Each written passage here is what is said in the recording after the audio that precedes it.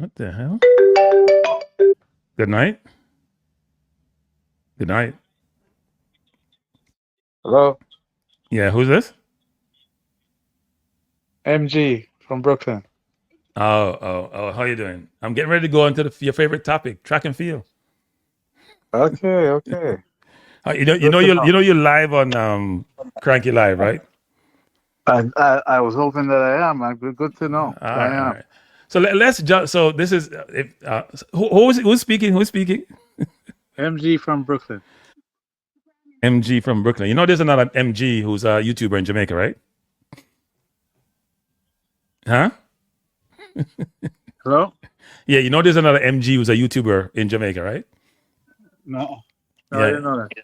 Yeah, good. Well, if you say you're MG, you gotta be careful with such names. But we're gonna talk track and field. And we're gonna talk about the transfers. Now, as many of you know, Jamaica had as many of you know, there's been track and field is not really in season, to be honest. We had the World Indoors, we have the Carifta. In season meaning we don't have any World Championship this year, and we don't have any Olympics this year, even though we have the World Relays that have been held in what? Botswana? So that should be good. Rwanda, Rwanda. Rwanda? Is it Rwanda or Botswana? I thought it was Botswana. I think it's Rwanda. Isn't it where Tobago is? You sure about that? That's what I saw last. Maybe I don't. That's what I You saw. people can tell me. I thought the World Relays were in Botswana, not Rwanda. But anyway, Doesn't it's matter. been held in Africa. Do like how no people say it's been held in Africa. It's been held in Africa, and as many of you know, Jamaica had four field events athletes, the elite of Jamaica's field event, who decided to change allegiance and join the Turkish Federation and become Turks, become Turkish citizens. Because you know, in Turkey, they do have similar citizen restrictions like most other countries, but I guess they would qualify under this sort of exceptional abilities, which is they have artists, and I guess that's like most countries, you have a certain amount of investment, but that's for citizenship, not just for naturalization. So they would get what we call expedited citizenship. But what happens is you have to go through obviously World Athletics to get the allegiance change. Jamaica appealed after it was announced that this was transpiring against this, and World Athletics came up with a ruling. So what we're going to do first is read the ruling, if I can find it. We're going to find the ruling and read the ruling. I don't know why it doesn't want to go to the stage. I'm having some problems putting the ruling up. Let me try it again. Let me stop it and go back in. But we're going to bring up the World Athletics ruling. Tell me, guys, if you can see. Let me know if you can see that. I'm going to try to bring it up. Can you see that, MG from Brooklyn? No. So you're not watching your TV then? Oh, your No. YouTube. Okay, not okay. So let me try to. What the hell happened here? Oh, no, So this is the ruling right here. So World Athletics says this: the World Athletics National Review Panel has today refused the application of 11 athletes seeking to transfer their allegiance to Turkey. The athletes concerned are Catherine Amanagoli from Kenya, Rajendra Camber from Jamaica, Jaden Hibbert from Jamaica, Brian Kibor, Kenya, Bridget Koski, Kenya, Nelvin Jepkemboy, Kenya, Favor Ofili, Nigeria, Wayne Pinnock, Jamaica, what's that, Roger Stoner, Jamaica, and Sofia Yukinshina from Russia. And it says, in its decision, the panel considered the approval of these applications would impinge upon and comprise the imperatives underlying the World Athletics eligibility rules and transfer of allegiance regulations. The panel found that the applications form part of a coordinated recruitment strategy by the Turkish government acting through a wholly owned and financed government club to attract overseas athletes through lucrative contracts with the aim of facilitating transfers of allegiance and enabling those athletes to represent Turkey at future international competitions, including the 28 Los Angeles Games. Given the common features across the applications, the panel assessed them together and determined that such an approach is inconsistent with the core principles of the regulations. These principles are designed to safeguard the credibility of international competition, encourage member federations to invest in development of domestic talent, and maintain confidence among athletes that national teams are not primarily assembled through external recruitment. As a result of the decisions, the athletes are not eligible to represent Turkey in national representative competitions or other relevant international events. The panel noted, however, that this does not prevent the athletes from competing in one-day meetings or road races in a personal or club capacity or from living and training in Turkey. World Athletics Transfer Allegiance regulations govern the conditions under which an athlete may represent a member federation in international competition. While citizenship is a starting point, additional criteria are applied to ensure a genuine connection between the athlete and the country they represent and to protect the integrity, credibility, and development of the sport globally. The National Review Panel is responsible for determining applications relating to athletes' eligibility and transfers of allegiance in accordance with these regulations. So that was World Athletic, and I probably should have rolled this up. That was World Athletics, I should say, and their perspective on this. I'm sure we'll get a lot of comments on this. And what is your thought, MG from Brooklyn, on this? Well, my opinion from long ago, a lot of people disagree. Most people disagree with me. Is that I don't think you should represent a country unless you were born there. The exception of you having the relatives that are from the country, okay, we can work with that. But just straight out buy somebody from another country to represent your country in whatever sport, I'm not agreeing with that either. However, I can't blame the athletes for trying because at the end of the day it comes down to everybody want better and financial better for themselves. So I can't blame them from trying, but I think they did the right thing in with the rules and regulations that they set for that. However, that is not the same rules and regulation in the soccer world, is it? In the football world, you have to get citizenship in the sort of traditional sense, whatever way your country does it. And you does have some restrictions on your ability to play for another country. So for example, if you are a football player and you're over 21 and you're getting capped in an official FIFA game, that's it, you lose your eligibility. And if you're under 21 and you play 3+ games, then you also lose your eligibility if you play at the senior level in official FIFA sanctioned games. So for example, in this region, if you play Nations League, World Cup qualifiers, those are official games. Any Copa America, if you play one game when you're over 21, you automatically came to another country. Or if you play 3 games under 21. So it's pretty restrictive in a sense in terms of you not being able to flip allegiance from one country to the next. For example, Pinnock and Stoner and all of them, they have been coming for Jamaica for a little while now. And they still want to change allegiance.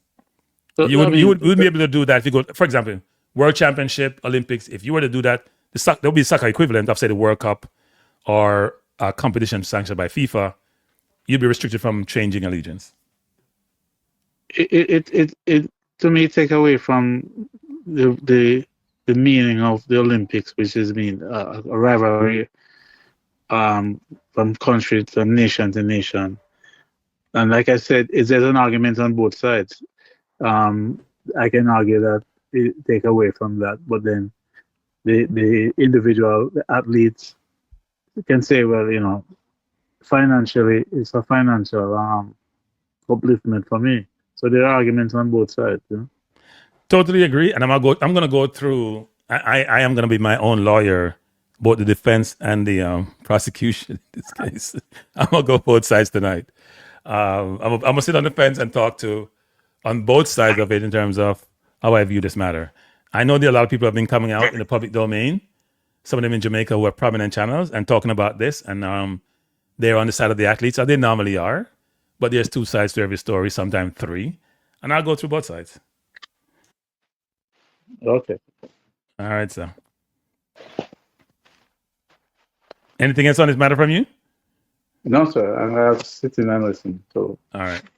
So over the past decade or so, even longer, international track and field have shifted from a system that are rooted in national identity to one where you can be influenced by global movement and financial opportunity, especially financial opportunity.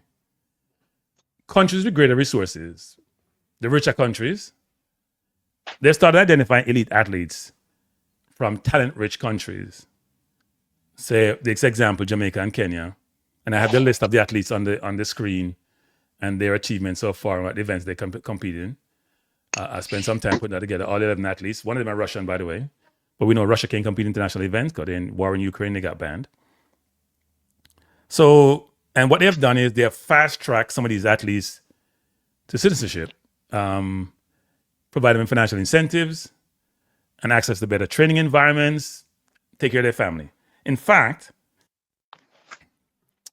while initially the rules, while they were done within the rules, this became a pattern.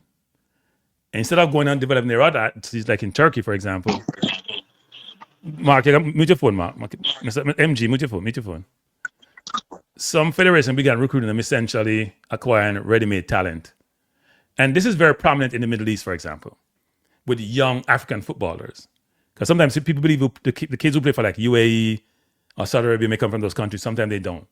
They go recruit young African footballers, bring them in, give them citizenship. Even athletes, have them train under brilliant circumstances and facilities, and then have them represent their country. Because they don't produce their own athletes, or the athletes may not have the physical attributes to compete on a global basis and a competitive level. Now, this tipping point about this whole thing came to a head when these 10 athletes were being pursued. The Russian athlete probably just got added to the list, but the main 10 athletes you see there, the 4 Jamaicans, 1 Nigerian, and the rest are Kenyans apart from the Russian athletes. That came to a head when the Jamaicans were recruited. I know Jamaica filed a grievance with the World Athletics, and the decision came down. World Athletics, as I read before, came down with their ruling, denying these athletes the ability to transition because they recognize there's a loss of national identity. It makes competition a bit unfair. It's talent drain from smaller nations and potential exploitation of athletes. And I say this is a larger issue, global issue. You know, we hear some person who is the president of the United States talk about SO countries and these countries that are challenged in a lot of different ways, including financially and all the other aspects of what runs a country. But what these countries do, whether it's the European countries or countries in North America, Canada, the US, they'll take the best of whatever discipline there is from those countries in their country. And individuals are thinking about themselves and their family in terms of their improvement. They will migrate because at least financially, even otherwise, they're going to generate revenues for them and their family. So in essence, the larger countries was always exploit these smaller countries, the brain drain that they create because of the incentives they can provide. So it's no different from these athletes. This is just one small symptom of a larger problem. Drain these countries of intellectual capital. They then can't necessarily function as they would like to because of the brain drain. You need intellect, you need ingenuity, you need entrepreneurship to improve the environment you're operating in. If that's not there, then you got the same people there who are just going to go about their business day to day with a few elites. And these countries are challenged, right? So the athletic situation we see here, just part of a larger problem. Now, I got a call today from someone, and they're like, "Have you saw this?" And I said, "Yes." And they're like, "Well, I'm familiar. I'm a family, a relationship with one of the athletes, and the athlete is in Turkey. The athlete's family is in Turkey. The athlete is training in Turkey. The athletes come from a very challenged background in Jamaica, one of the ghettos that we know about, right? And their view is that this was their get out of ghetto card, GOG, I call it, the get out of ghetto card, and now the card has been taken away. And I fully understand that. And it's a logical thing to consider It's very disruptive because the athletes are in Turkey. At least some of the athletes I know are in Turkey. They're there, some of them with their family.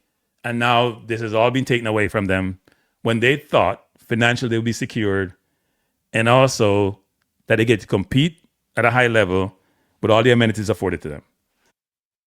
Right? But there is a case to be for and against this. Now, we look at the process that we had before and after in terms of the eligibility rule and the transfer rules. So transfers previously were largely administrative with fewer levels of oversight, right? You want to transfer, unlike football or soccer as you call it, it was more challenging. Now, and by the way, not only did the World Athletics deny these requests and explain why, they also came in with some really stringent rules. Very, very stringent rules. And those rules are really, really interesting, actually. Let me see if I can pull up what those rules look like. And I'll talk you through, I'll give you a summary of it. Now, you see this? I don't know if you guys can see this. It says transfer allegiance regulation, right? And if you look at the transfer allegiance regulation, because the rules are really interesting.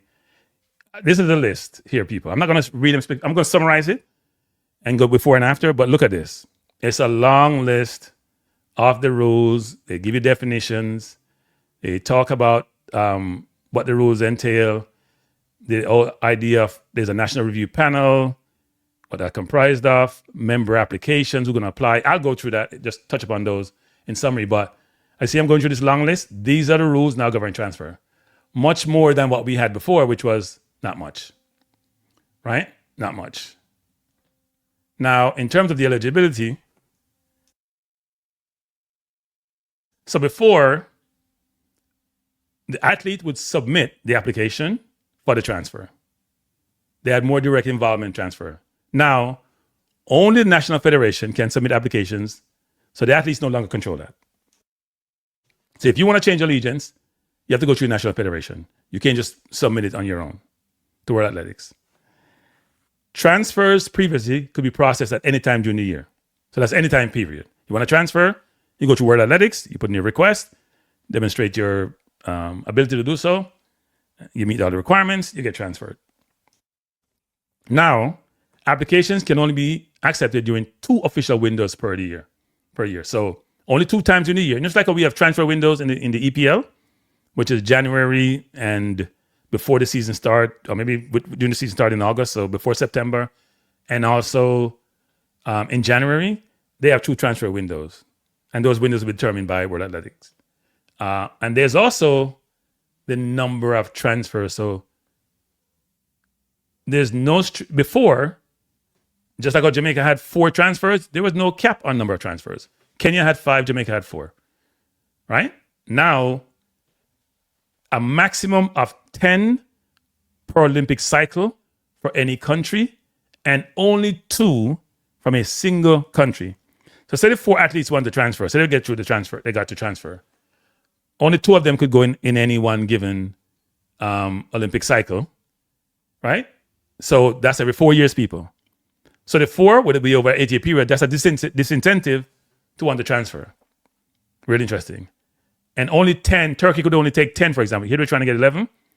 They can only get 10 per Olympic cycle, and they can't get in 2 from any one country in that cycle. So it's over an 8-year period. Now, the waiting period for eligibility, waiting periods existed, but were much more flexible before the new rules. This is much more stricter now. Strict waiting periods, and athletes cannot compete during the review period. So they're making it very onerous for the athletes. Now, in terms of payment and inducement as to why you want to transfer, there was limited disclosure of payments or inducement. We hear something about Turkey. It's $500,000, one up fee. They get monthly stipend and they get an incentive for when they win medals. Now you have to have full disclosure required, including payments, ties to the country, and agent involvement. And I'm sure they want to probably know what the agent fees are. There's a lot of money involved. In terms of enforcement of the rules, previously it was less aggressive enforcement. Now there are strict penalties, including disqualification, loss of medals, and sanctions. So if you don't adhere to the rules, there are penalties to be paid. There's penalties involved, quite a bit. In terms of the recruiting process, there was flexibility previously, but it allowed recruitment. Now, the process is designed to protect national identity, prevent what we call talent shopping, and encourage local development. Right? So before, you had a very loose, flexible system. Now it's much more rigid, it's much more focused, it's much more protective, and it's much more draconian for the athletes. And one could then say, well, look, everyone, aren't these individuals? Why would you allow a doctor who's probably trained in Jamaica or a teacher to migrate to the US and sell their service to the highest bidder, go to the Middle East, wherever they want to go? But you don't do that but you're preventing that from happening for these athletes, right? I would say this, sports is a different animal. If you look across the globe, sports are very restrictive in terms of the ability for athletes to move from place to place freely. Very, very restrictive. And people don't seem to realize that. Extremely restrictive. And just think about the NBA, for example, right?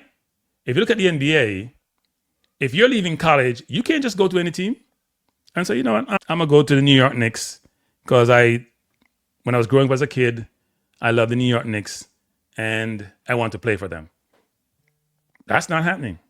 That doesn't happen. You have to fit into, because they have in the US what they call antitrust laws, which is the system is set up to prevent monopolies. The NBA is a monopoly, NFL is a monopoly, but they have exemptions to these rules. So they get exemptions. So they actually restrict your ability, what they call your ability to trade, are restricting your trade. And this has been draconian for these athletes. So if you think about football in Europe, for example, you can't just go from one team to the next. If you play out your contract, become a free agent, you can. But most time people are locked in the contract and you can be traded like in the slave trade. People buy and sell players, right? They do it in the US, they do it in Europe, they do it in Jamaica. So athletes don't have that same freedom of movement that people are saying that they do, or that people think that they should have, because it's their services they're providing. And it makes it difficult for those athletes. And it's unfair to the athletes, to be honest. Very unfair to the athletes. But that's how life is. Now, if we think about the situation right now and the athletes, think about it from an athlete standpoint.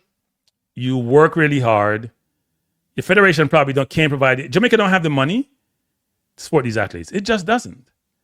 And one could say, well, isn't it unfair for the federation to prevent these athletes from moving? So I'm going to do the case for and against. I'm going to take some comments in the comment section first. Then I do that. Mr. MG, you have any comment before I move and jump into that? Yes, I have a question actually. Yes. So after all this that you have read and all the understanding of what these new rules are, what's going to happen to these athletes now? They cannot represent Turkey. Cannot compete for Turkey. Yes. Ever, or is there a waiting period, or completely ever from what you have read now? They didn't say for these specific athletes because they deny them. I would assume that they have to fit into the new eligibility rules in terms of the Olympic cycle. That's what I would assume. They deny them, right? So the question is, why do they deny them? They deny them because they're saying of the reasons they gave, which to me is a little bit iffy, to be honest. Because if the rules allowed it, then why you deny it? But if they have to take a stand, the question is going forward, do I then go through the stringent rules that you have now? And can I satisfy those rules in the Olympic cycle that you're mentioning? And only 2 Jamaican athletes will be able to satisfy those rules, right? 2 of the 4, frankly.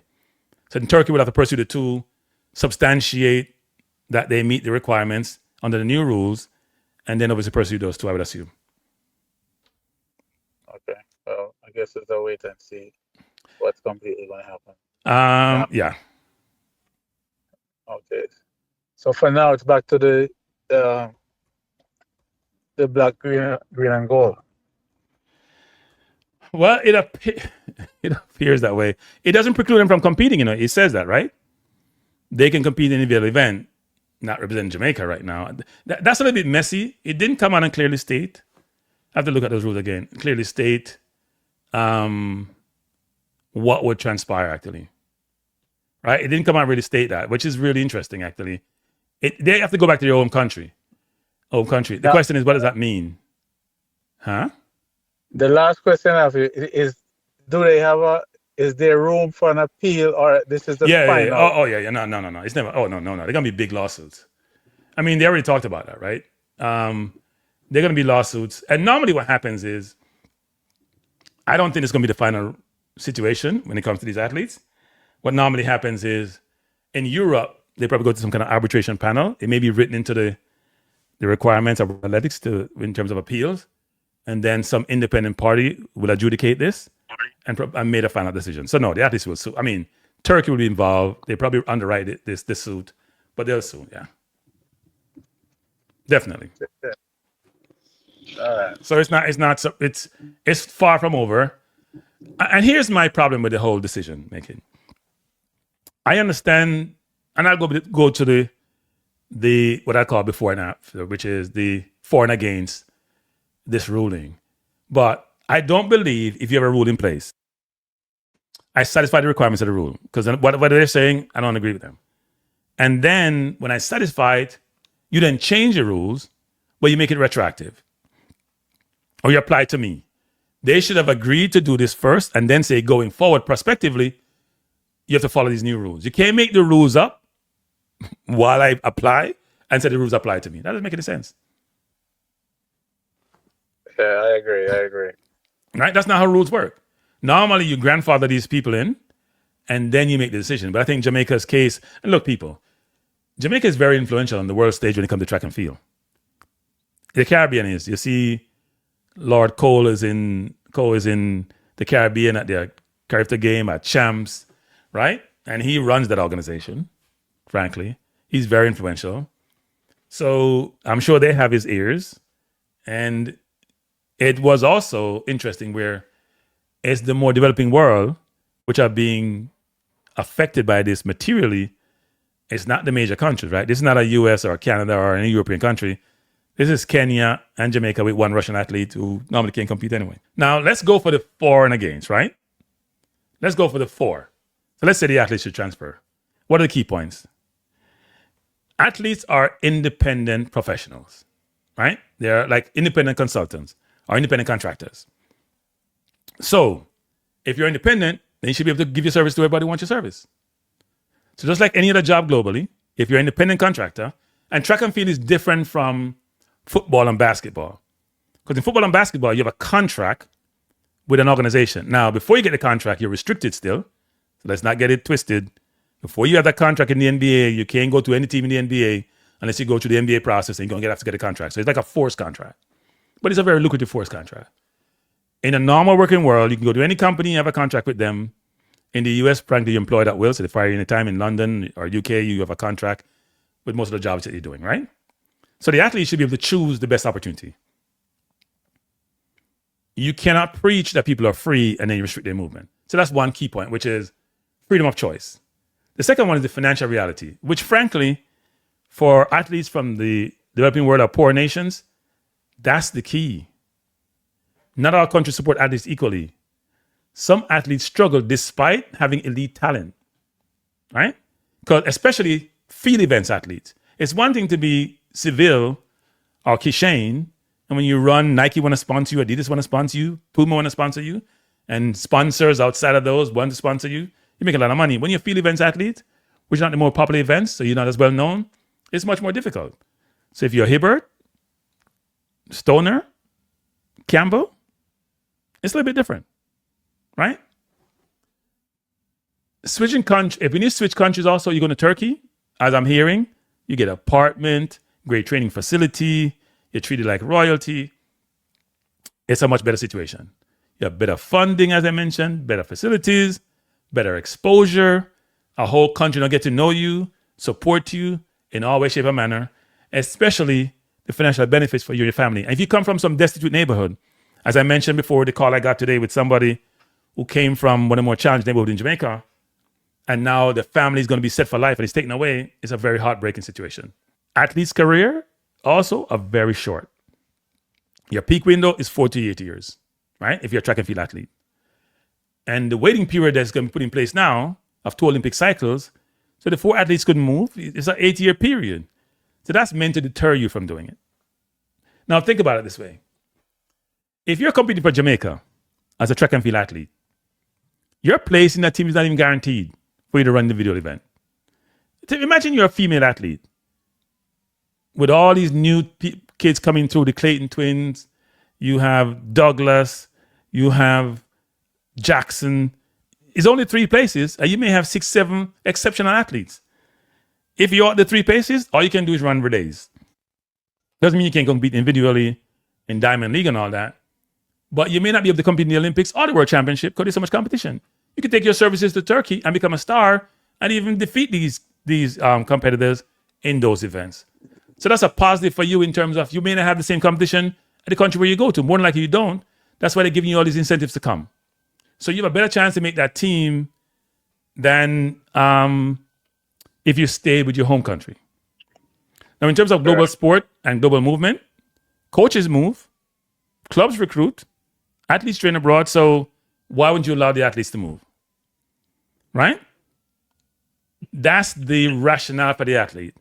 It's not only financial, there are other incentives as to why you should allow the athletes to move. Now I go against. Go ahead. You're saying NG. You just said a key point though. You said clubs, not national representatives. A difference. Clubs move, coaches move. Yes.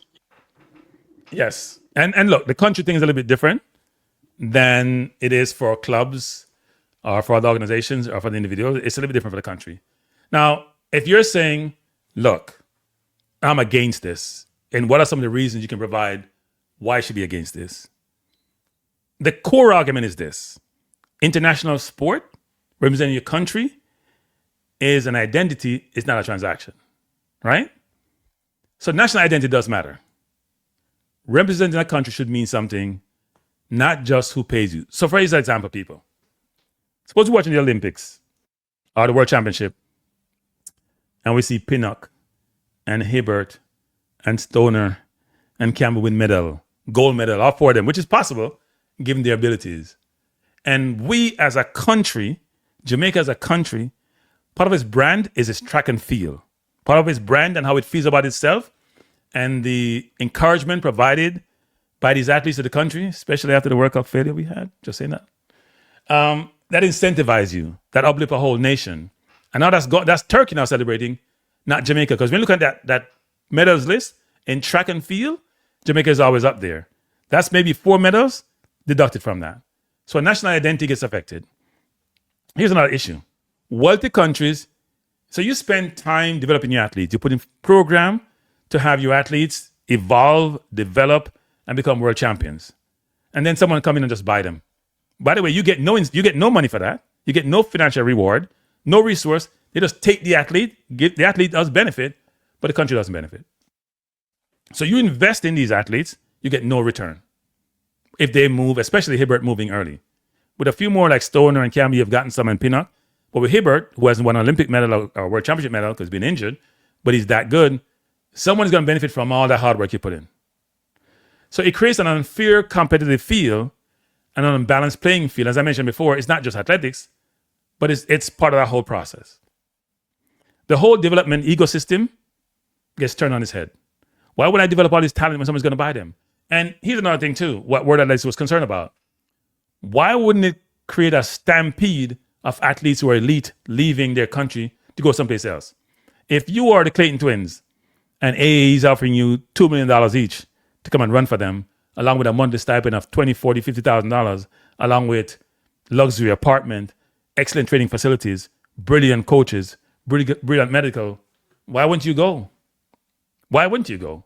So then Jamaica, which has developed these athletes with limited resources, now is not benefited from that, right? There's also a risk of exploitation. Athletes that provide sometimes promise money and benefits, And sometimes those promises don't materialize because they may get injured. It may be incentive driven financial reward that they get.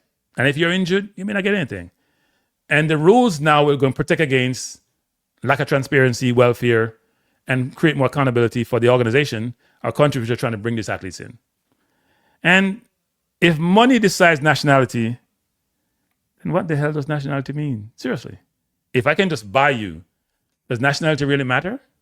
And for a country which always talks about local versus diaspora, I find this really interesting, actually, to hear some of these supposed experts and some person with a YouTube channel, their perspective on this. It's not balanced. We understand it from both sides. It is very difficult to deny the athletes their supposed democratic rights as independent contractors to change allegiance and to do their business for another country. It's very difficult for the country to see, I got these athletes from a young age. I nurtured the athletes. I gave them all the resources I could afford to give them. And then as they got to be a certain level, they just migrate someplace else. And we lose that benefit. Now, as I said before, this is not unique to track and field. In fact, track and field is just a symptom of a larger problem, which is the more developed countries with resources buy all the skilled individuals, or a lot of them, from the developing world. And what's happening is you have a small elite of people left in the developing world who are a lot of them very, very selfish. And a lot of brain drain affects that country to evolve, develop, and become more industrialized. So track and field is just a symptom of a larger problem. But I can understand the athlete side, which is this. I may come from a destitute situation. I can provide my family and get them out of poverty and myself. It may be a sustained situation where the financial rewards we're getting is so significant that allow us to have the lifestyle that we believe we deserve or we should get, given the skill set that we have and the elite talent that we have. And therefore, we should be afforded that ability, afforded that opportunity to maximize our talents and the financial rewards associated with such talents. So, any other comment, MG, before I leave this topic? Yeah. Since the world athletic body wants to institute stringent rules on this, maybe they should have some kind of, more lucrative financial benefits for athletes that perform well. That might help the athletes to have some money in their pocket to deviate them from trying to make that move, to make money to better their lives. You know? Well, here's the problem that we have, right, in track and field.